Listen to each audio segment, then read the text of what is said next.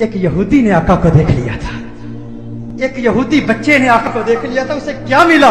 ایک یہودی غیر مسلم بچہ ایک مرتبہ اس نے مدینہ المنورہ میں کونین کے والی صلی اللہ علیہ وسلم کے حسین چہرے کو دیکھ لیا، آقا کے حسن کو دیکھ لیا، چہرہ والضحیٰ کو دیکھ لیا، آقا کی زلفوں کا اسیر ہو گیا، آقا کے پیار کو، آقا کے عشق کو، چہرہ والضحیٰ کو، چہرہ یار کو آئینے دل میں یوں اتار لیا، دل کے آئینے میں یوں اتار لیا کہ آقا کی عشق میں، آقا کی محبت میں ہر وقت روتا رہتا، گریہ زاری کرتا، آقا کو یاد کرتا. ماں باپ کا اکلوتا بیٹا تھا، ایک ہی بیٹا تھا، یہودی تھے ماں باپ اس کے، خود بھی یہودی تھا. ایک مرتبہ آقا کے حسن کو دیکھ لیا، اس کا سودا ہو گیا، بازار مصطفیٰ میں آقا کا دیوانہ ہو گیا، آقا کا عاشق ہو گیا. ماں باپ کو بتایا نہیں، ماں باپ کو اطلاع نہیں دی کہ میں حضور کا عاشق ہو گیا ہوں، حضور سے محبت کرتا ہوں. چپ کے گھر سے چھپ کر کسی بہانے، کبھی بکریاں چرانے کے بہانے مدینہ المنورہ میں آقا کے حسن کو تلاش کیا کرتا، کبھی مسجد نبوی شریف کے دروازے سے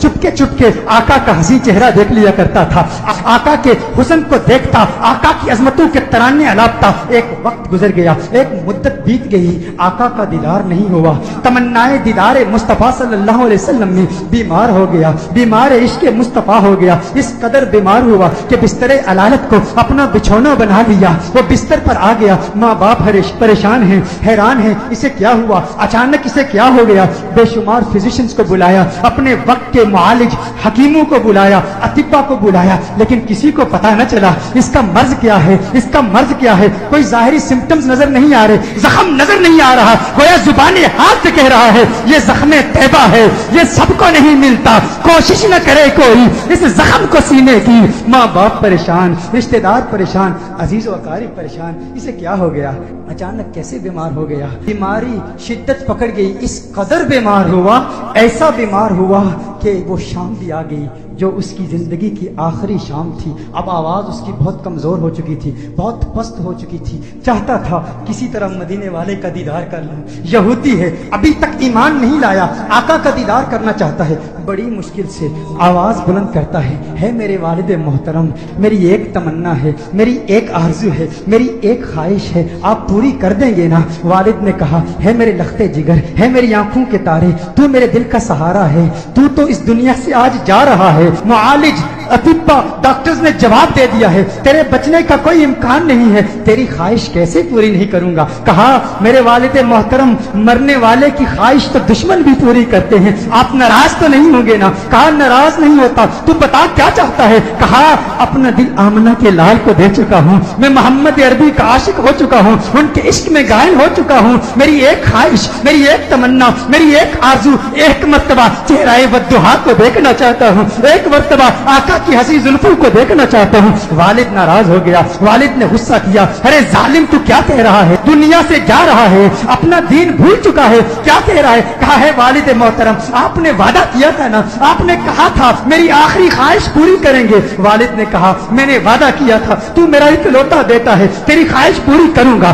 آقا کی بارگاہ میں پیغام پہنچایا گیا، رسول اللہ صلی اللہ علیہ وسلم کی بارگاہ میں پیغام پہنچایا گیا. ایک یہودی ہے پر ہے آپ کا دیوانہ، آپ کا عاشق ہے. میرے آقا رحمت للعالمین ہیں، وہ ساری کائنات کے لیے رحمت ہیں، فقط مسلمانوں کے لیے رحمت نہیں، وہ ہر مذہب سے تعلق رکھنے والوں کے لیے رحمت ہیں، فقط انسانوں کے لیے رحمت نہیں، وہ تو نباتات کے لیے رحمت ہیں، وہ تو جمادات کے لیے رحمت ہیں، وہ تو شجرات کے لیے رحمت ہیں، وہ تو جنات و ملائکہ اور ساری کائنات کے لیے رحمت ہیں. میرے آقا کا انداز دل برانہ دیکھیے. میرے آقا نے صحابہ سے فرمایا صحابہ اٹھو، ایک یہودی ہے پر مجھ سے پیار کرتا ہے، دنیا سے جا رہا ہے، آؤ اس کے پاس چلتے ہیں. میرے آقا یہودی بچے کے گھر میں چلے جاتے ہیں. وہ یہودی بچہ آقا کا انتظار کرتے کرتے اب اس کی آنکھیں بند ہو چکی تھی.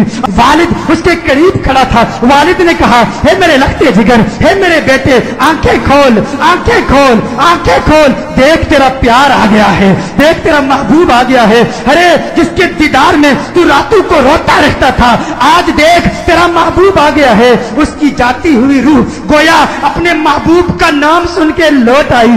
آنکھیں کھولتا ہے، آقا کا چہرہ دیکھتا ہے، آقا سے عرض کرتا ہے، کہتا ہے یا رسول اللہ صلی اللہ علیہ وسلم، آقا آپ کا حسین آدمی چہرہ دیکھنے کا خواہش مند تھا، آج دیدار ہو گیا۔ ایک تمنا، ایک آرزو، یا رسول اللہ میرے پاس کوئی نمازیں نہیں ہیں، میرے پاس کوئی روزے نہیں ہیں، کوئی عبادت نہیں کی، متقی نہیں ہوں، قرآن کا قاری نہیں ہوں، کچھ بھی نہیں ہے، فقط آپ کا پیار ہے۔ یا رسول اللہ کیا میری نجات کا امکان بھی ہے؟ کیا میری نجات بھی ہو سکتی ہے؟ یا رسول اللہ کیا مجھے بھی مغفرت کا پروانہ مل سکتا ہے؟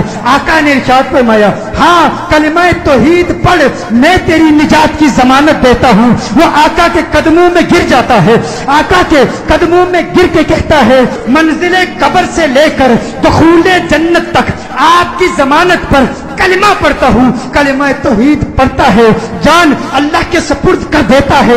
والد نے کہا اب اس کی میت مسلمانوں کی امانت ہے، اہل اسلام کی امانت ہے، اب اس کی تجہیز و تکفین کی ذمہ داری آپ کی ہے۔ جب جنازہ تیار کیا جاتا ہے اس عاشق کا، جب جنازہ تیار کیا جاتا ہے اس دیوانے کا، اس عاشق کا جنازہ مدینہ المنورہ کی گلیوں میں گھمایا جاتا ہے، ہر طرف اسی عاشق کا چرچا ہے، ہر طرف اسی عاشق کے تذکرے ہیں۔ مدینہ المنورہ کے مضافات سے لوگ جمع ہوتے ہیں اس عاشق کا دیدار کرنے کے لیے۔ ارے سنا ہے کوئی یہودی تھا، کوئی یہودی تھا، حسن مصطفیٰ نے اسے صحابی بنا دیا ہے، اس نے آقا کا دیدار کیا۔ غور کیجئے گا، نماز نہیں پڑھی، عبادت نہیں کی، روزہ نہیں رکھا، جہاد نہیں کیا، میرے غوث کے مجاہدات کو یاد کر لیجئے، میرے بابا کی محنتوں کو یاد کر لیجئے، خواجہ غریب نواز کی جہد کو یاد کر لیجئے، خواجہ باقی باللہ کی محنتوں کو یاد کر لیجئے، امام اعظم ابو حنیفہ کی فقاہت کو یاد کیجئے،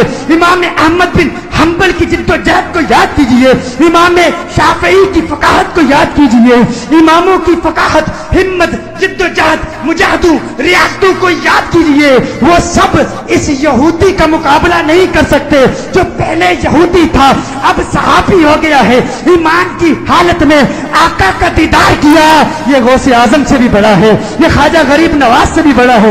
سب دیکھنے کے لیے آئے ہیں، دیدار کریں اس صحابی کا جس نے فقط ایک مرتبہ آقا کو دیکھا اور ایسے بلند و بالا اور فو اعلیٰ مقام پر فائز ہو گیا۔ اچانک اس کے چہرے پر سے کفن اٹھایا جاتا ہے، صحابہ یہ منظر دیکھ کر حیران ہو جاتے ہیں کہ اس کے چہرے سے نور کی کرن نکلتی ہے، آسمان کی طرف پھیل جاتی ہے، سارے حیران ہیں۔